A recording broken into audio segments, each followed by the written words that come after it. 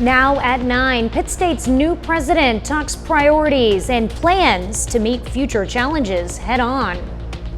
A documentary film crew is making its way across Fort Scott, highlighting the lives and the voices of its residents. We'll tell you why tonight. Iran launches airstrikes on an American base in the Middle East. I'm Rebecca Castor on Capitol Hill with reaction coming up. The 4 states' most watched news starts now. University president shares his vision to tackle enrollment challenges and support both students and the community. This is KOAM News at 9 on Fox 14. I'm Tanya Bach. Dr. Thomas Newsome discussed some of his philosophies and priorities during a public introduction to the campus and community this afternoon. Pitt State's newest president said the university will face enrollment challenges as high school graduation numbers decline and the economy evolves in the years ahead.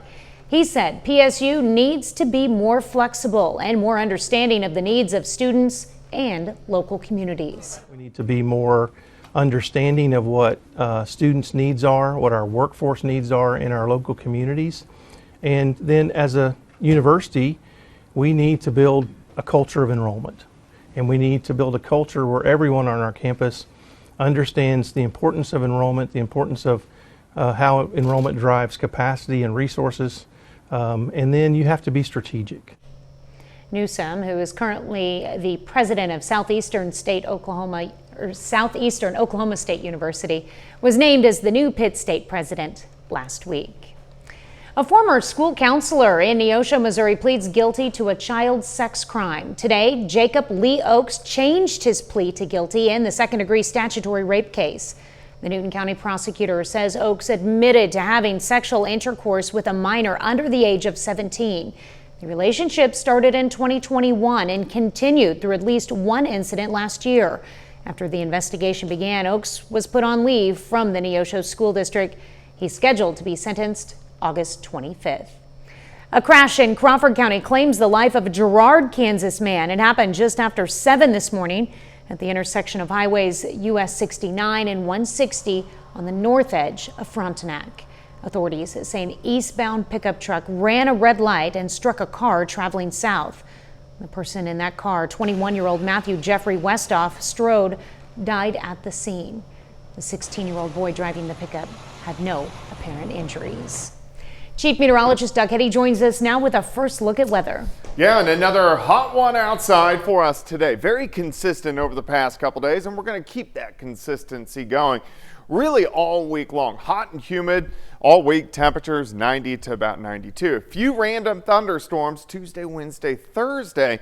Better chances for heavier rain moving in early next week, and also even this weekend we're going to be near 90 degrees. 91 today, smidge above our average.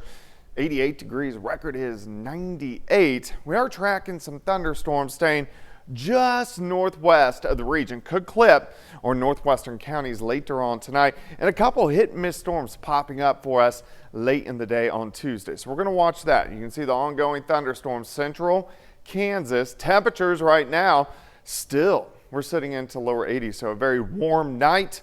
We'll look at your week here in a bit. Thanks, Doug.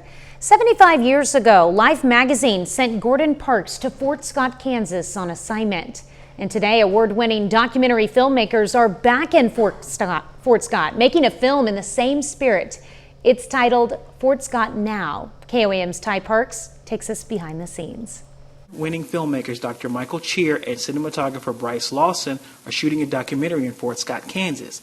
But not any documentary, one in the style of Gordon Parks. Because Gordon was always about one thing. Gordon kept it simple. Storytelling. He told stories with pictures. And that's what I'm doing.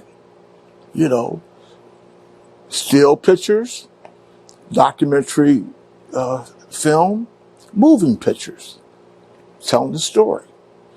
And here we are. You know, if you look at back to Fort Scott, reading the essays, especially his, what is Fort Scott now? And Kirk and I just put our heads together. And I started making 2 to 3 trips a year from 2021 on to talk to the people and give me their insight on what was it back in the 50s and even earlier, those that were around. The people featured in Park's original photo essay, Back to Fort Scott, have passed on. Well, we want to find the essence of the people that we would love to be able to do the follow-up to the folks that were there, but we try to do what's the next best thing. Let's do the same aspects. Some families, average families living here in Fort Scott, some of the occupations that we did, such we did as the head basketball coach, the football coach. We did some of the business owners here too as well, of young and old, different families, different lives. So we're capturing, try to things what's happening here in Fort Scott now. Speaking with the residents, Cheer says two things stand out the most. Resilience and faith, because that's one of the questions that I ask, either why did you come back, or why are you still here, and what is it about this place? It has to be more than a small town charm. Hell, you get small town charm anywhere. The documentary is planned to be released early 2026 in Fort Scott, Kansas. Ty Parks, KOAM News. The filmmakers will be back later this year to collect more stories. Well, coming up, the latest COVID concern. So there's another COVID-19 variant, and this one is nicknamed razor blade throat. I'm Alexis McAdams. I'll have the details on why coming up next. But first, a new study warns that mutations in the H5N1 virus could make it more dangerous, and older vaccines may not offer enough protection. There's concern that bird flu, also known as H5N1, is evolving to bypass the human immune system. Using artificial intelligence technology, researchers at the University of North Carolina at Charlotte looked at thousands of viral proteins. They say the virus has mutated over the past decade, and those mutations increase the chances of a pandemic and that older vaccines may not be as effective. 70 people have been infected and one person has died from H5N1 in the United States. A diabetes drug that may also help adults lose some weight could help people who suffer from migraines. Researchers at the University of Naples say migraine patients who took liraglutide experienced 11 fewer headaches per month. They also reported improvement in their work, study, and social functioning. A new study sheds light on why we feel short-term pain and chronic pain so differently. The Hebrew University of Jerusalem finds the brain has a built-in way to manage and reduce short-term pain and keep it from getting out of control. But researchers say that system does not respond the same way to long-term pain, which is why it can be so much more difficult for patients to manage. The hope is the findings can one day lead to better treatments for chronic pain. The latest COVID-19 variant driving a recent rise in cases has gained the nickname razor blade throat. Fox News correspondent Alexis McAdams reports. Congestion, shortness of breath, fatigue, and now it's being called razor blade throat. Everything hurts when you try to swallow it, including your own saliva and water.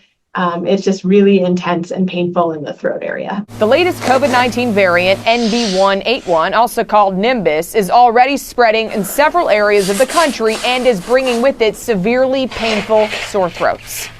Medical experts say the best way to protect yourself is similar as what you did with previous variants. Really good hand hygiene.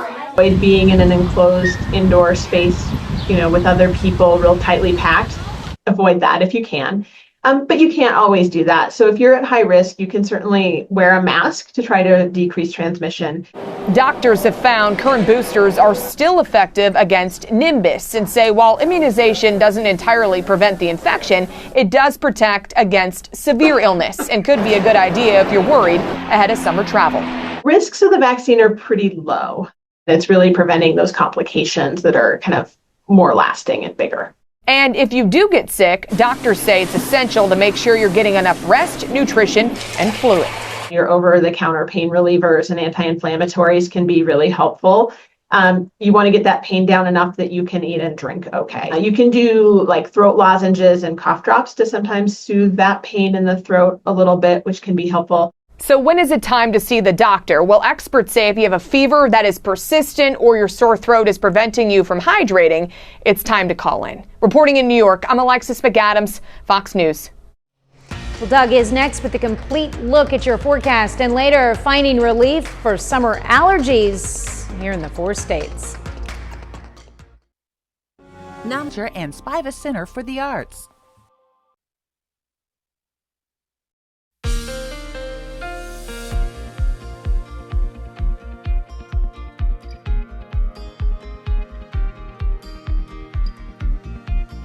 Well, it definitely turned out to be a hot and humid day for us today. Temperatures all the way up into the lower 90s for afternoon highs. Looks pretty good outside right now. Nice shot of our Cornell Arts and Entertainment Complex tower cam. We are looking at downtown Joplin. We do have a few little mid and upper level clouds. Besides that, it looks pretty good across the region. 80, 82, 83 degrees outside. So it's still warm. And our humidity is up there. It's been, gosh, cruising into the 70s over the past couple days. Dew points, that's what I mean, into the 70s. Measuring moisture in the atmosphere at the surface in a degree fashion, meaning to you, it's muggy, sticky, and soupy. That's what we're going to see as we go through the next few days. All right, let's go outside. Feels like 85, 90 degrees still after 9 p.m. We are tracking some thunderstorms, Iowa back through central western parts of Kansas. This is all along a cold front, and the farther those storms get from the front, these will start to fall apart. And the front's not really moving, so these may clip our northwestern counties for us tonight. Besides that, everybody else is going to end up staying on the dry side. Yates Center's right here, so kind of clipping Eureka up toward Burlington, but that is really just about it. Still kind of in charge, high pressure in charge. We are starting to get a little return flow on the backside of that area of high pressure, and that has been keeping us mainly dry over the past couple days. But with that moisture return, a random pop-up storm over the next couple days, definitely possible. Let me show you what I'm talking about. We're going to go into Tuesday morning. Here's 6:30, warm start, mid 70s. Thunderstorms skirting around our viewing area. As we go through the morning, mostly sunny skies, upper 80s by noon. Let's go into the afternoon. Look at these little random pop-up little guys. 1 or 2 small little thunderstorms may try to get going as we get into Tuesday afternoon. Most of you will stay dry. Anything that does form will be gone by the time we lose the heating of the day, meaning the sun sets. Then we start Wednesday looking pretty good, lower 70s. We do it again by the afternoon. We go up about 90 degrees. Again, random isolated little thunderstorm across the region. Heat index is still going to be up there over the next couple days. On your Tuesday, it's going to feel like 99 to about 102, very similar to what we did see today. On Wednesday, heat index about 97, upwards of 100, 101 degrees. Day planner 75 to start, 87 by noon. High temp once again right around 91 degrees. In fact, very consistent all week long. Pop-up storm next few days.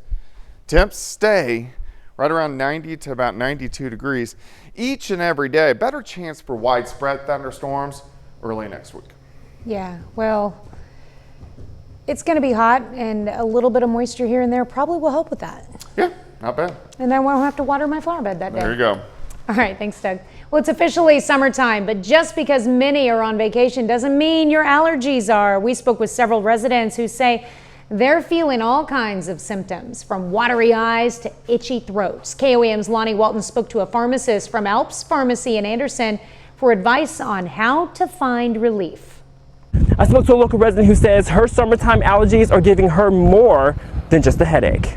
My eyes, even my ear, my left ear kind of has some, almost like swelling. It feels bigger. Angela Smith is a customer at Alps Pharmacy. She says allergies in the summer is just a tip of the iceberg. Kind of all year round, off and on. Like last Wednesday and Thursday was rough. And she's right about that. Dr. Cody Yoke from Alps Pharmacy says patients are coming in with those annoying symptoms already. Runny nose, sometimes a dry cough or mild throat irritation, I think right now we have a lot of ragweed in bloom again. Although there are several drugs you can take to relieve the pain, we found some favorites. Zyrtec. I like to take a Zyrtec and one of the Excedrin extra strength. Of course, if these aren't for you, there are several over-the-counter drugs. And do Flonase over the counter. It's a nasal spray to help with that, or there's also Nasacort. There is also relief for those who like to be outdoors. The basic fabric mask or cloth mask, keep your nose and mouth protected. It's kind of hard to go in and out of places. I mean, just either stay in or find your medicine that helps. And Dr. York goes on to say that drinking a lot of water and getting a lot of rest can help you feel a lot better during this season. Reporting in Anderson, I'm Lonnie Walton, KOAM News. Well, Dr. York says to be mindful of what you plan on doing, as some medicines can cause you to be sleepy or drowsy. Well, coming up, a summer safety alert. We've got smart tips on sunscreens and bug sprays every parent needs to know. Big Charlie's Fireworks, East 32nd Street, Joplin, and the 4 states' first responders. Sky-high temperatures aren't the only thing millions of people have to be concerned about this summer. Ultraviolet sun rays and potentially disease-spreading mosquitoes are both increasing health and safety risk this season.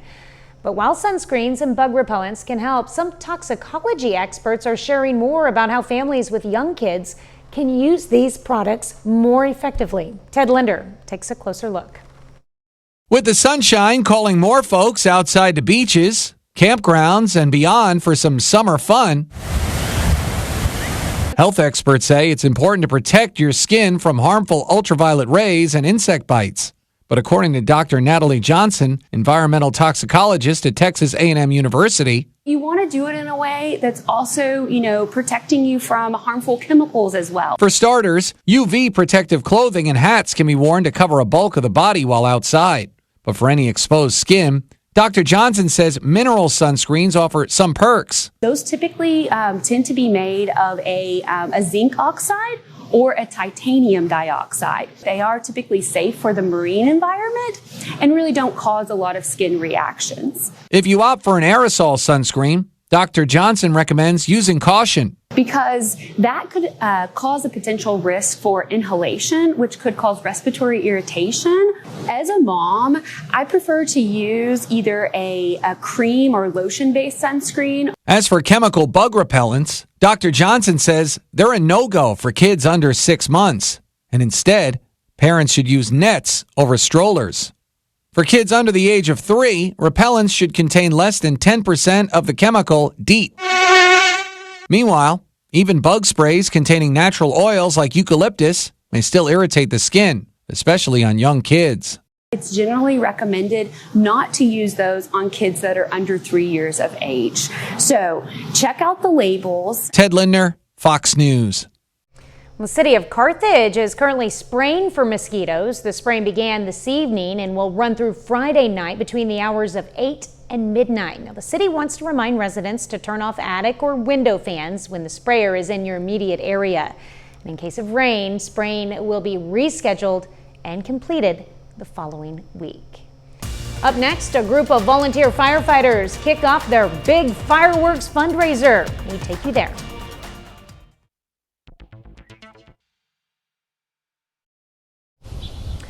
Crawford County Fire District Number 4's annual fireworks stand is now open. Fire Chief Scotty Thomas says this fundraiser is vital for the volunteer fire district, which relies heavily on community support. Funds raised to help cover essential equipment and operational costs, which can be challenging to finance.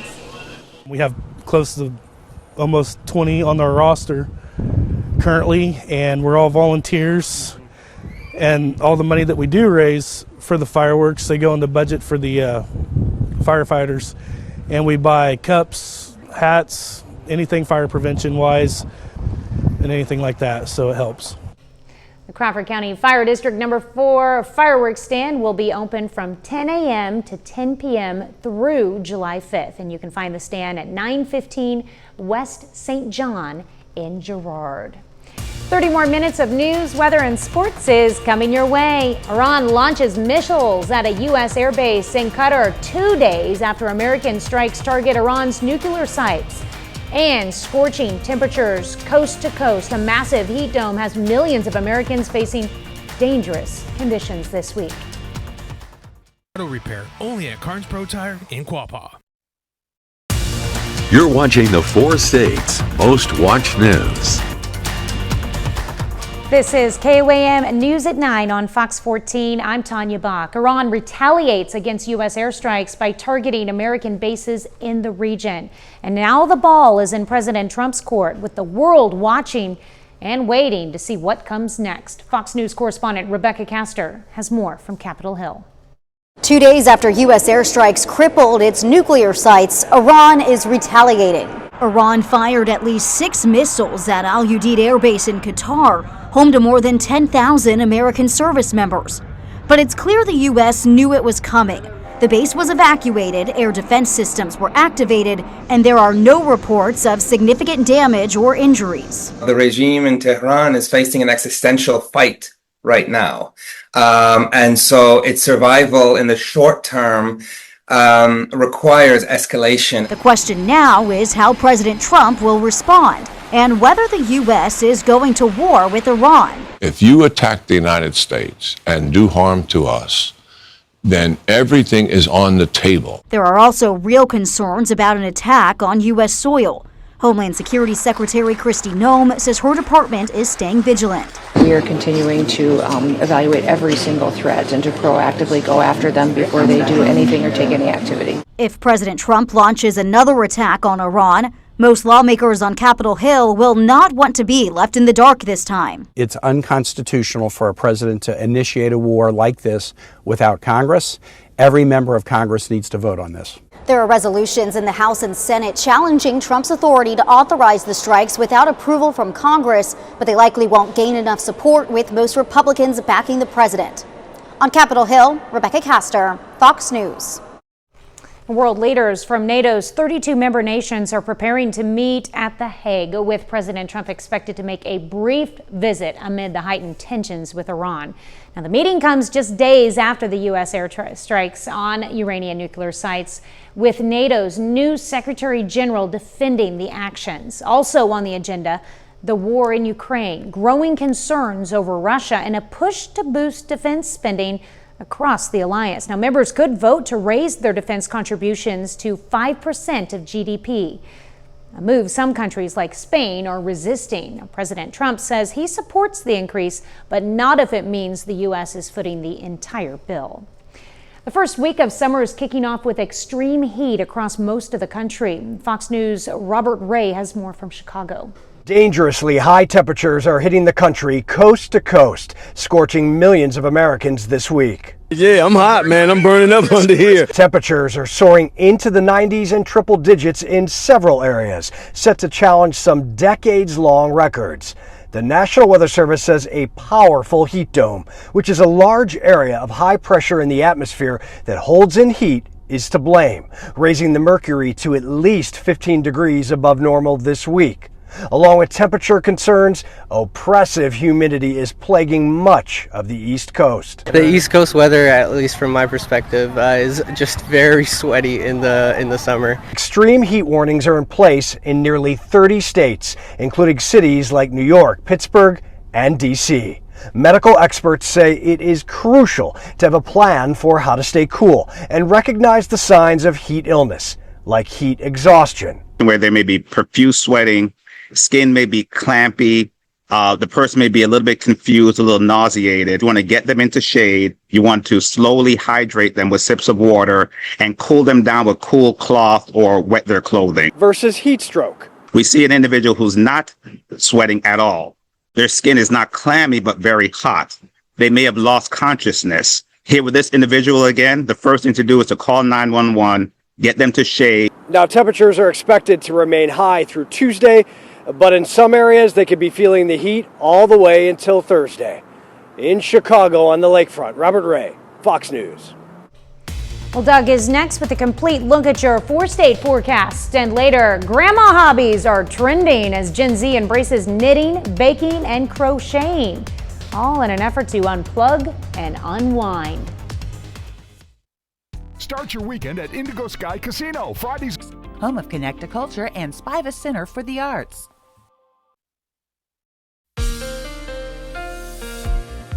Well, of course, it turned out to be a very hot, very humid day for us today. Temperatures 90 to about 92 degrees as we got into the afternoon hours. Very hot, very humid as well. Cornell Arts and Entertainment Complex Tower Cam, downtown Joplin, looking off toward the north and to the east. Looks good.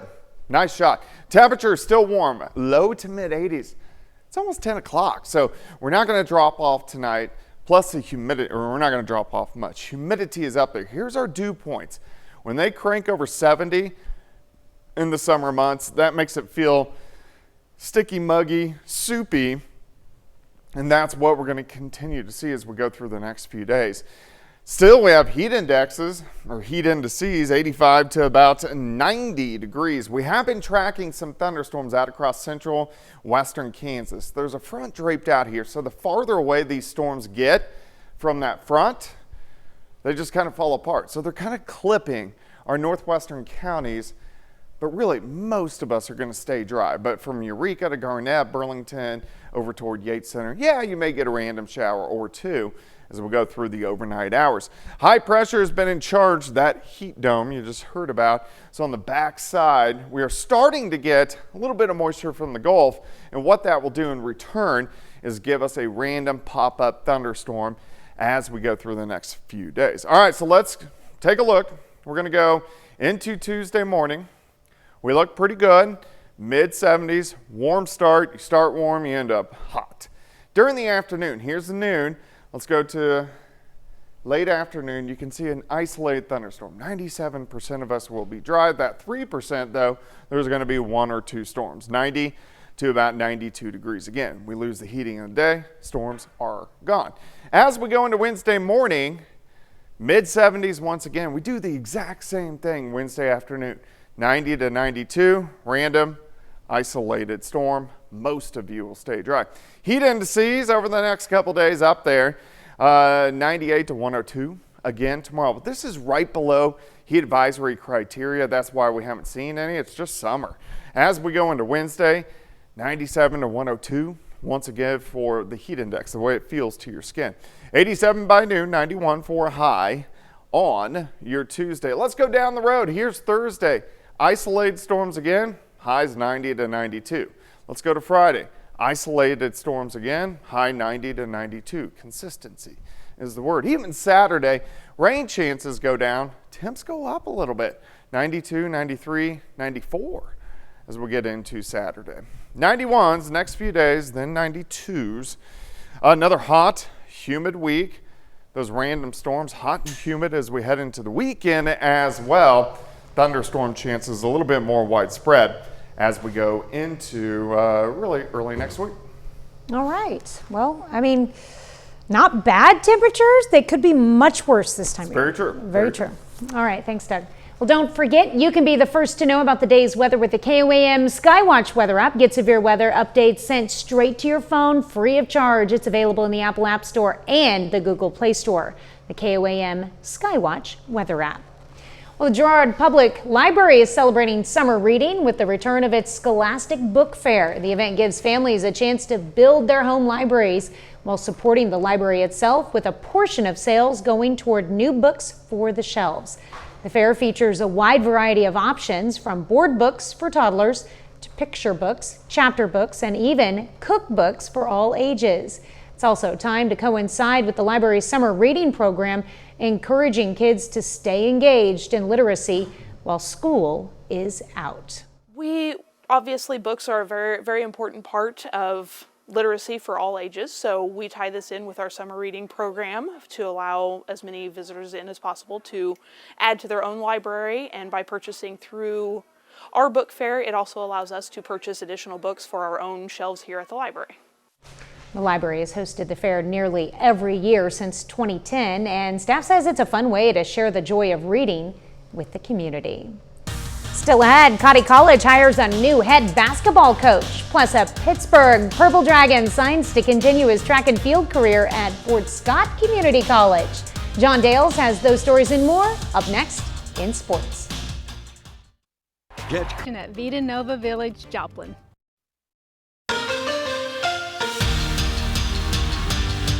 It may be summer, but this week a couple of Pittsburgh Purple Dragons signed letters of intent to continue their careers at the collegiate level, the first being today. Pittsburgh High School 2025 graduate Trez Weathersby signs his letter of intent this afternoon to join the track and field program at Fort Scott Community College. He's relatively new to the sport, only been running for about 2.5 years. But the future Greyhound says his teammates and coaches at PHS are a big reason why he's able to earn a scholarship and compete at the next level. Too much running, but Isaiah, on the other hand, as a 400 runner together, he kind of pushed me because I used to beat him all the time, and now it's the other way around. So about that, Isaiah pushed me. Coach Oz, on the other hand, a lot of running, but it was worth it, and I'm pretty sure he's glad to see this moment. Some local college basketball news today as well, as Cotty College announces this morning it has hired a new head basketball coach. Tim Eatman is the new leader of the Comets women's basketball program. He brings over 3 decades of coaching experience with him, primarily at the NCAA Division I level. Eatman has been involved in coaching women's basketball since the late 80s. His first head coaching opportunity came with the University of Illinois Chicago for 4 seasons, 1998 to 2002. After being an assistant at Arkansas and then Louisville, Eatman was associate head coach in Arkansas for 4 seasons. Then most notably, he was an assistant at Rutgers for 8 years, led the Scarlet Knights to their best finish in the Big Ten in program history, while taking over as acting head coach in 2019. Most recently, he was the head coach at South Carolina State for 3 years. And we're almost 3 months into the 2025 Major League Baseball regular season. Surprisingly, tonight is the first time that the Cubs and Cardinals face each other all year. The Redbirds take the first game of that series over the Cubs in convincing fashion. Final score 8-2 tonight. Matthew Liberatore gets the win on the mound after going 7 innings, and he allows just 2 runs. And we're 1 day removed from the Thunder winning Game 7 of the 2025 NBA Finals, delivering the state of Oklahoma its first pro sports championship. And with how high expectations were for OKC, for some, winning it all is actually a relief. Feels amazing. So much weight off my shoulders, so much stress relieved. No matter what, you go into every night wanting to win, and sometimes it just doesn't go your way. And tonight could have been one of those nights, but we found a way. I'm so proud of this group. I wouldn't have rather done it with any other group in the world. It feels good to be a champion. And everybody talked about you need experience to win a championship, and you need this, that, and the other. And I said multiple times through the postseason with this team that the good basketball is good basketball. Winning basketball is winning basketball. And the best team can win no matter what happens if you go out there and execute and do the stuff that you need to do to win the game. That's it for sports. We're back right after this. Baking, knitting, crocheting, hobbies that were once considered old are seeing a resurgence in popularity among some Gen Zers looking for ways to relax without technology. Fox's Meredith Gorman has more. Hobbies that have been around for a while are considered cool again. Grandma hobbies, or grandmacore, is making waves on social media. Activities traditionally associated with grandmothers now popular with Gen Z. Things such as baking, birdwatching, crafting, crocheting, and knitting, just to name a few. We've had a huge uptick in younger people wanting to get involved in knitting and crocheting. Crocheting especially, I think, has become more popular with TikTok and social media. It's just become really easy, quick project for people to pick up, and they get to make their own crafts and clothes and little toys. It's really fun for everyone. In Bryant Park, a group of knitters sat outside on Wednesday working on all different types of projects. Something put together by Knitty City on the Upper West Side for beginners to learn how to knit. Young people are being influenced off of social media platforms to pick up these new hobbies, or can even learn how to do them. I think TikTok helped propel it just because you can see the results. So it looks like something that anyone can do. One thing about these hobbies that makes them unique is that they don't require being on your phone, and the lack of screen time has been appealing for some people who are looking for ways to decompress and relax. Just really developed it, I would say, after the pandemic and living on my own, just having something to do in my free time that's not being on my phone or my other hobbies. Up next, Jack Black, Jason Momoa, and Danielle Brooks are trapped in the overworld, crafting their escape. Find out what's new in home entertainment. A game-to-screen thrill ride, a beloved Disney princess, and a chart-topping artist are among the new digital DVD and music releases available to add to your home library. Fox's Ashley DeVorkin runs down the list of what's new in home entertainment. Anything you can dream about, you can create. The game-to-screen adventure A Minecraft movie tops the list of what's new in home entertainment. Jack Black, Jason Momoa, and Danielle Brooks star as a group of misfits trapped in the overworld, crafting their escape one block at a time. It's time to restore our kingdom. Rachel Zegler and Gal Gadot star in Disney's live-action musical remake of Snow White.